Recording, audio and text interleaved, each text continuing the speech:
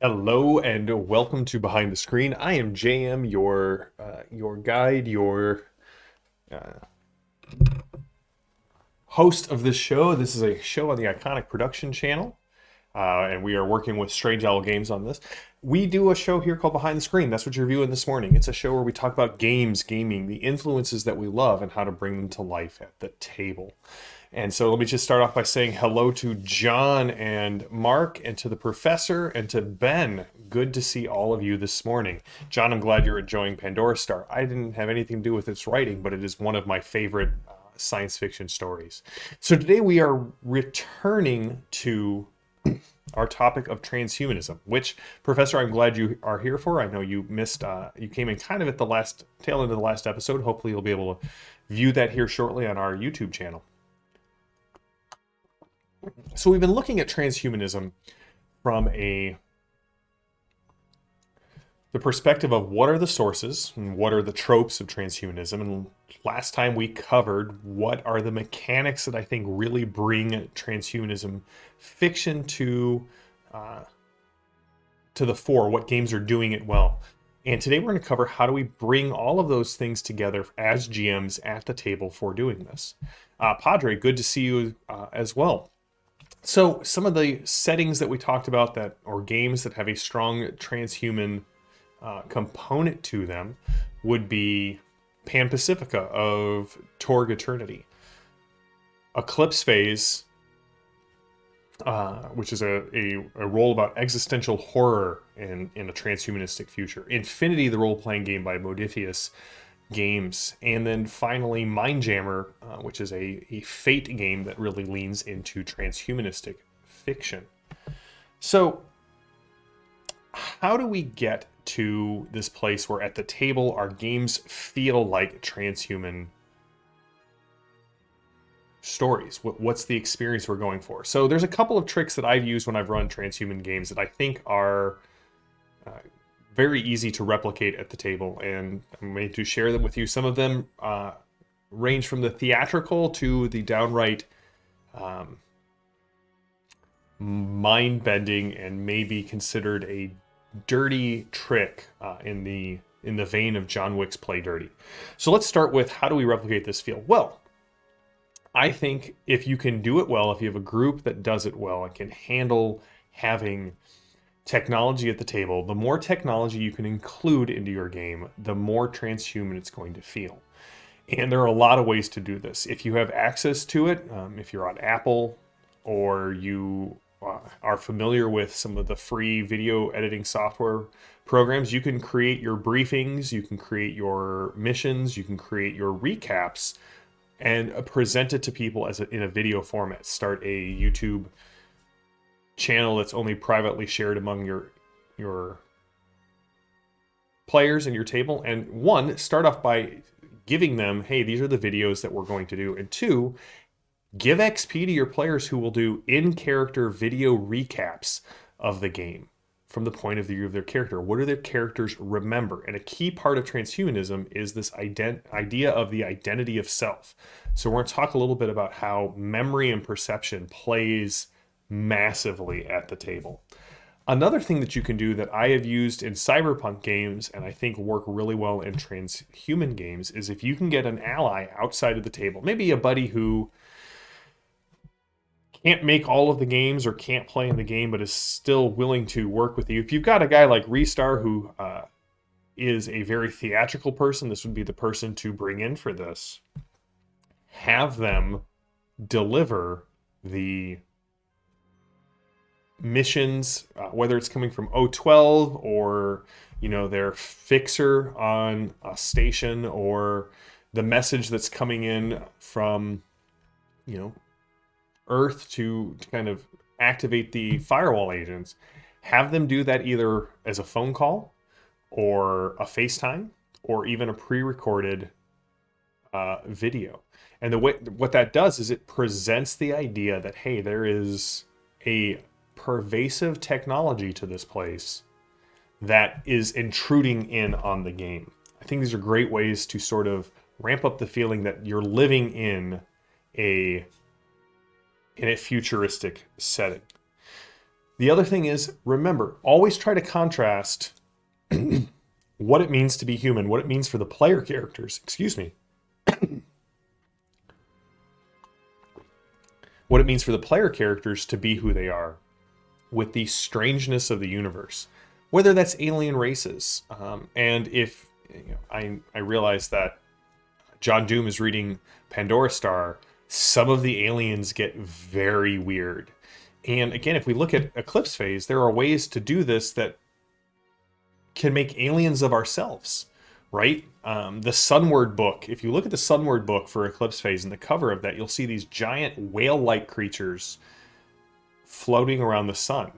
There are people in Eclipse Phase who have completely abandoned corporeal form as humans or even bipeds and have gone out to explore space as space whales. That should be, it is not the norm, but that is a way to show, hey, what it means to be human is fracturing. What does it mean to be human, even as a human consciousness in the face of AIs that are indistinguishable for human? What does it mean when you encounter aliens who have no concept of humanity? And yes, as Restart pointed out, one of the things that is key to this is what is lost. My father told me very early on, and this is something I'm passing on to Zane, that no choice in life doesn't involve loss. If you choose A, it may be the best choice that you have, but it also says that B cannot happen. So as we look into this future that is expressed in transhumanism, what does that mean? What are we giving up by transcending what we think are the limits of humanity? Hey, Rook, good to see you. And it has been 3 years. Good Lord. To you, my friend. All right, other things to do. So we talked a lot about faction credit. And the thing with faction credit is it can be very nebulous. It can be a very detached thing. Look at Eclipse Phase. There are 8 or 9 factions, and they each have their own types of credit. You have A cred for anarchist cred, and C cred for corp cred, and all of these different things. And it can be kind of overwhelming for players. Also, it's very an abstract thing. So one thing that I like to do is I love playing with physical components at the table. When I run Jackals, I have a whole mess of old coins that I bought from, or not old coins, but coins that look like old coins that I bought from some Etsy shop somewhere. And that's what we use for Fate and Clash points at the table, because there's something physical that's going on there. When we're playing Torg, we use the possibility chips. When I'm playing Savage Worlds, I'm throwing bennies around. I want that tactile feel. So, well, faction cred is an abstract idea. I love the idea of giving different things to represent the faction cred that you have. So, theme them. So whether it's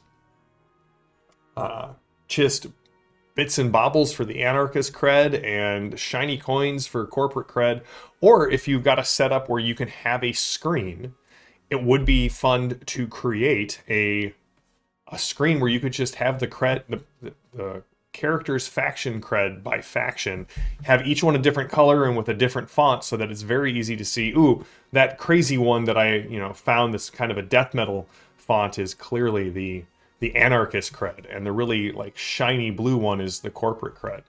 So there's a lot of excuse me, a lot of different ways to represent that. And again, the idea is that what you're wanting to do is create a feeling of moving post scarcity, but we're still just on the threshold of that. Mentally, we're all still in a commerce market. You can see this very clearly in Star Trek. Even though the Federation people rarely talk about it, they still kind of instinctually understand bars and slips of gold press latinum. Man, the chat is going crazy. Awesome, yes. So, other things to keep in mind. This is the death of self, and I think this is the core for me of how to make a transhuman game feel transhuman. If physical death is off, the only thing that's left is existential horror and existential death. the imperiling of one's identity. And so I have several ways that I have deviously, I think, and they're not anything new. I'm not saying I reinvented the wheel here. They're just aggregations of all of the years that I have done, running these games. So a great way to start is, start off with was it Dark Matter? Was the Canadian science fiction TV show where everyone started with a memory wipe. It's a great way to start a transhuman game. As your characters are figuring out who they are, they have to figure out who they are. Another thing that I like to do when I'm running transhuman games that have mental backups, I give everyone composition notebooks and a set of pens, and I collect them all at the end of the night. So your game notes stay with me. And there's several reasons for that. One, I can add into the notes if someone hacks your memory. Always a fun time to mess with the players, literally mess with the players' memories as you're messing with the characters' memories. The reason I also hand out specific colored pens is every time you back up, I will take your pen and give you a different colored pen. So as you're looking through the players' notebooks, you can see, hey, these are the different memories I have stored in the different backups. Hey, Mr. Bob Crumb, good to see you here as well. And then what I do is if your character dies without a backup, I will Sharpie out and redact your notes. Because your character doesn't remember those events happening anymore. So neither do you. You can't go back and look at those notes because they don't exist for you anymore. That whole adventure, because you couldn't afford to back up, is gone, or you died, is gone. One of the other things that we can mess with players, and I keep saying mess with players, it's my GM style. If you didn't like it, you wouldn't be here. Clones and digital copies of their characters. We see this in Star Trek, right? How many transporter episodes do we have where people get split into two?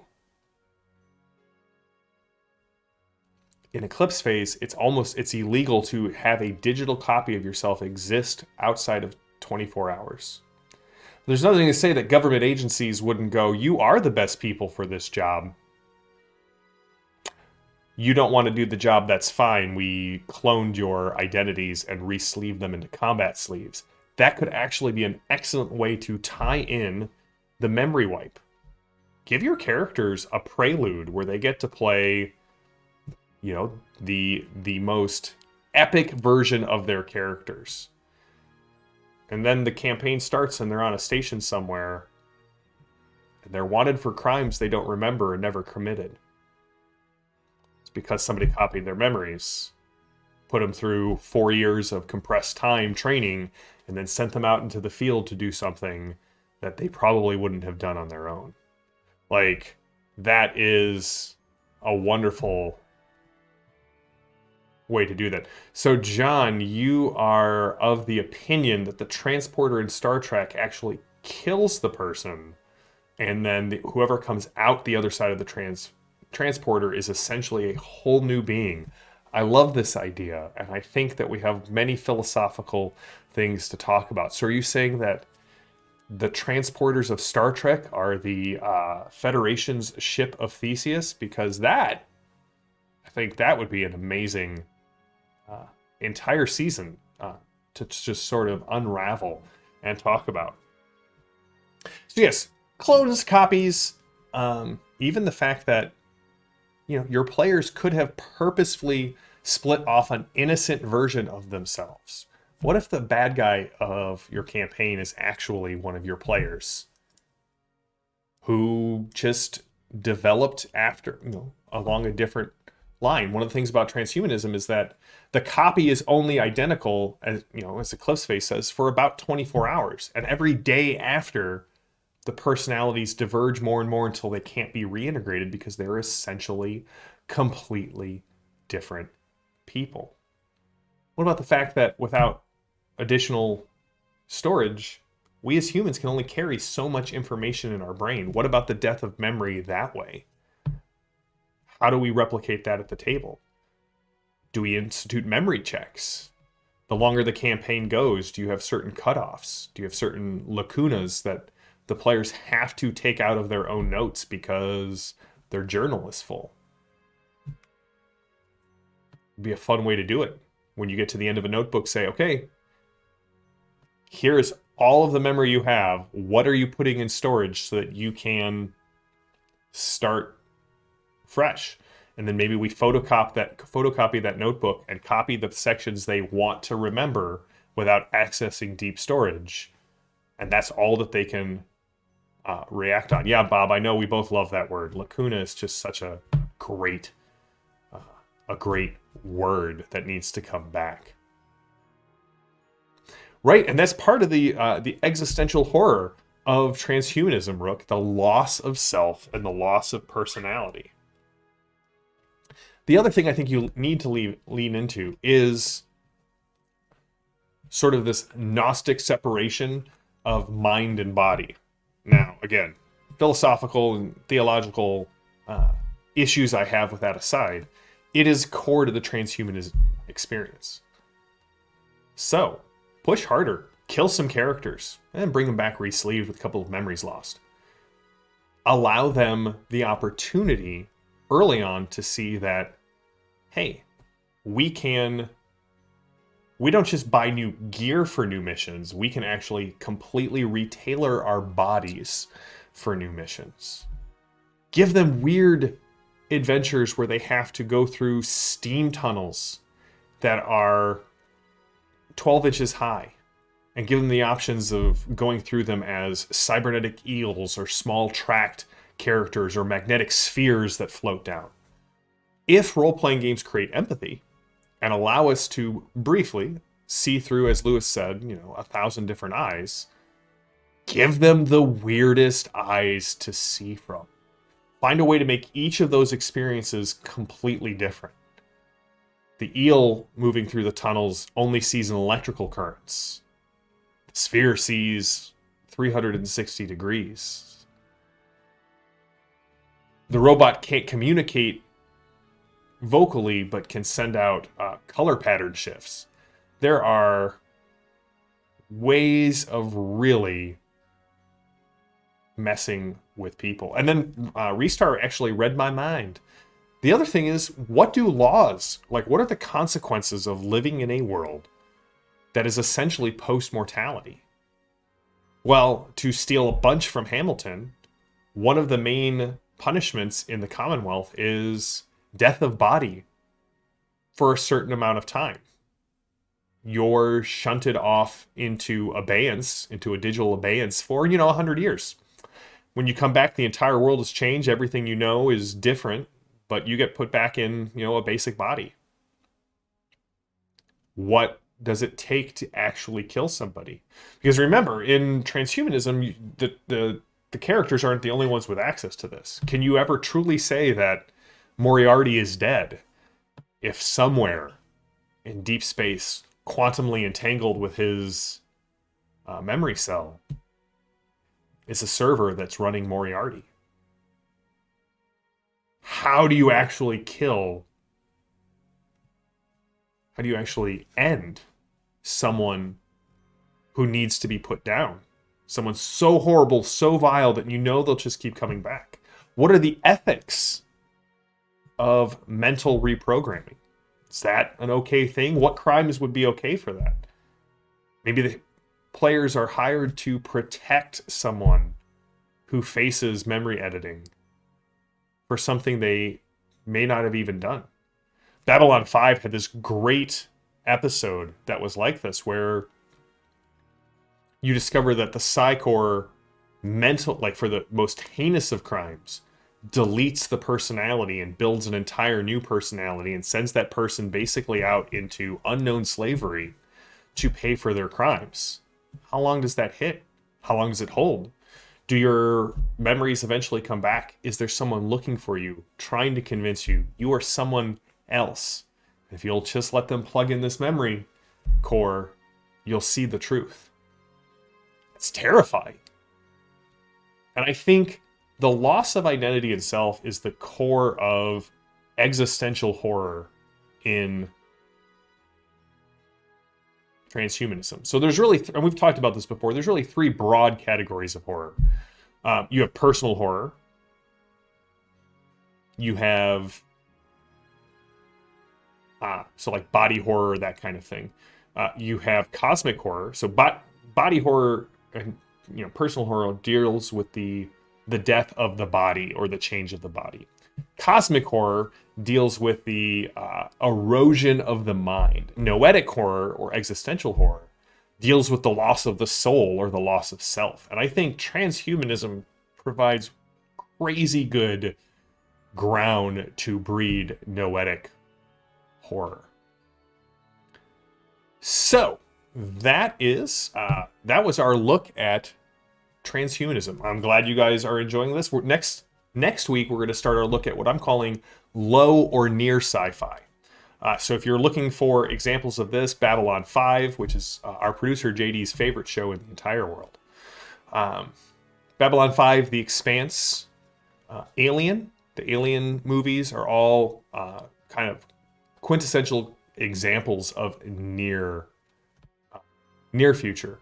Also, Enterprise, I would argue, possibly might be an example of near future, although it's got too much warp technology, if you will. So, let's see here. Let's kind of scroll through this. So going back to the professor saying they always wanted to play Lacuna. You saw a copy at Gen Con and didn't pick it up. Bob and I have actually played Lacuna, and it was beautifully weird and really, really bizarre. There's a couple of new games that deal with memory that have been really interesting. What is that one? All right, hold on. I'm going to pull it up because Modifius did it. Nimbaru. Nimbaru is a new game, beautiful book, set on a space station where memory is kind of a key component. If you want something a little bit new, a little bit prettier, I would say, than Lacuna. I don't know that it does anything different or better than Lacuna. You just may be able to find Nimbaru a little bit easier than Lacuna. Great book that deals with the identity in a sci-fi setting. So yes, we're definitely going to do The Expanse. We're going to talk about, so on Tuesday, we're going to talk about The Expanse. We're going to talk about Babylon 5. We're going to talk about low fantasy or not low fantasy, near sci-fi. What does that mean? So near sci-fi and low fantasy have kind of similar feels, and the fact that they're our world just slightly different. So we're looking at things like cold storage. There's a lot of Asimov stories and a lot of Reynolds stories that really kind of hit these points. I would say that another good near sci-fi, near future science fiction series was Raised by Wolves, which unfortunately I'm really hoping some other station or service picks up season 3. So Firefly's a good one as well, Restart, a great one. That's great. So that brings us to the end of today's Behind the Screen. On Thursday, we will have a review of a new horror book that I'm very excited about. Bring your manners, bring your love of horror, and be here on Thursday for a brand new review on Behind the Screen. And then Saturday, we will be doing the grand campaign. It'll probably be a little later than normal. I'm thinking it may be 9 Central, so a more respectable time for some of you who don't like our early shows. We're going to be talking about lessons learned from a weekend of old school gaming. So I hope to see all of you. We do not have a Torg game tonight. That will be a rerun. So we will see you all next week on Tuesday night for Torg. But until then, stay safe, stay healthy, stay gaming. I will see you all on Thursday. It has been wonderful to chat with all of you. And I will see you all on Thursday for a brand new review. Have a good one.